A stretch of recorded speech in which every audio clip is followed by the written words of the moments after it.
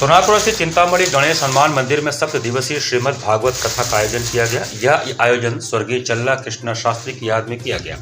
कथा आयोजन के तहत आगामी रविवार को एक विशाल शोभा यात्रा का भी आयोजन किया गया है। 18 से 24 दिसंबर तक चलने वाली इस कथावाचक गोपाल सुंदर है। कथा के तीसरे दिन कथावाचक गोपाल सुंदर ने कहा कि श्रीमद् भागवत महापुराण सभी शास्त्रों पुराणों में अति श्रेष्ठ पुराण है, जिसका श्रवण अनेक जन्मों के प्राप्त पुण्यों के फलस्वरूप होता है। जन्मांतरे भवेत पुण्यम तदा भागवतम लभेत, यह उक्ति श्रीमद् भागवत के महात्म्य में ही वर्णित है। भागवत कथा का श्रवण भगवत प्राप्ति का सरलतम उपाय है। इसमें भक्ति, ज्ञान, वैराग्य का सम्यक वर्णन प्राप्त होता है। इस शास्त्र को परमहंसों की संहिता भी कहते हैं, क्योंकि परमहंसों से प्राप्त अहम ब्रह्मास्मि ऐसा जो महावाक्य से अनुभूत अमल शुद्ध पर ज्ञान है, वह ब्रह्मात्मक के रूप से गाया गया है। इसमें प्रथम स्कंध में प्रथम अध्याय के तीसरे श्लोक में निगम कल्पतरु का परिपक्व फल बताया गया है। निगम का अर्थ वेद होता है और कल्प वृक्ष स्वर्ग लोक में पाया जाता है, जिसकी ऐसी महिमा है कि जिसके पास जाने के बाद कोई भी कल्पना मन में की जाए वो पूरी हो जाती है।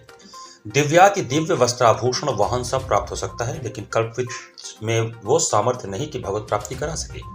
वेद रूपी कल्प वृक्ष में ऐसा सामर्थ्य है जिससे अर्थ, धर्म, काम, मोक्ष जो चाहे वो प्राप्त हो सकता है।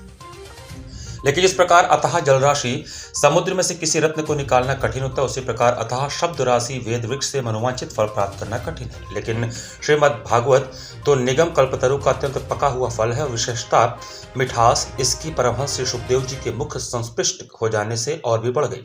इसलिए कहा गया है कि रसिक महानुभावों, इसका सदा सर्वदा पान करो, मोक्ष पर्यंत पियो। कथा के दौरान मंदिर के चल्ला सुब्बाराव शास्त्री, बटुक, स्थानीय लोग तथा कथा प्रेमी मौजूद रहे। प्रत्येक वर्ष स्वर्गीय महंत संत हृदय महंत स्वर्गीय चल्ला कृष्ण शास्त्री जी के स्मृति में चल रहा है।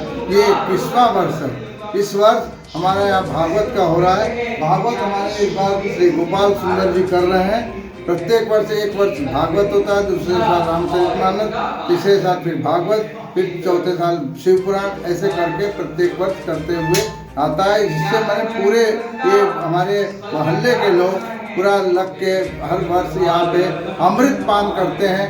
जो भागवत का, जो शिव पुराण या रामायण, इस बहाने ये सत्संग होता है। सत्संग होने से इन लोग सबको मुक्ति का मार्ग मिलता है और जितने धर्म प्राणी हैं, प्राणी हैं, वो लोग सब आनंदित होते हैं। और प्रत्येक वर्ष, इस वर्ष भी 24 तारीख को गणेश जी का साल भर में एक बार शोभा यात्रा निकलता है। फिर उसके बाद 31 तारीख को भंडारा होता है।